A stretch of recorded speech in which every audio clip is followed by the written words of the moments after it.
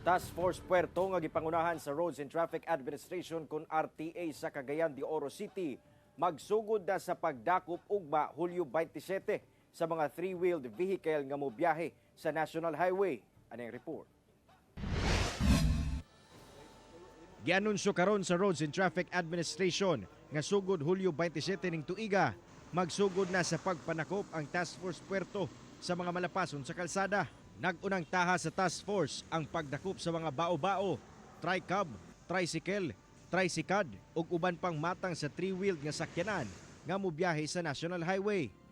Ang operasyon subay sa mando sa DILG. Kini nga implementasyon ang una nga ipasikara nato nini ang memorandum circular sa DILG number 2020-0-036. So mo ni gibasihan unya sa atong traffic code of Cagayan de Oro ang atong ordinance nga gigamit ato karon 10551-2007. Dili gyapon allowed kining mao nga mga klase nga sakyanan. Walay pili ang pagadakpon sa otoridad na masahero man nga bao-bao o wala. Kung madakpan, posibleng maisyuhan og Temporary Operators Permit o TOP gikan sa LTO o di bakaha citation ticket gikan sa RTA.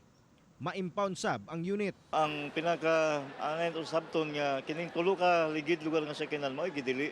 Whether gigamit siya o pribado ba siya or gipamasahero, pero ang kadaghana diya gipamasahero man nya sa pagkaron wala man ay permit gyud. Hugot nga gibawal among three-wheeled vehicle aron malikay sa disgrasya og masolusyonan ang problema sa trapiko sa syudad. Busa panawagan sa RTA ngadto sa mga nanag-iya sa mong mga sakyanan nga musubay na lamang sa pulisiya nga ginapatuman. Katong maapektuhan nga mga sumasakay, nagpasalig man gani ang LTFRB nga pwede sila mo dispatch aning mga bag-o nga mga klase nga sakyanan, bag-o nga PUJ.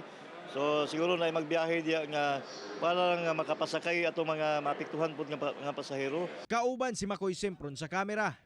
Ako si Cyril Chavez para sa One Mindanao.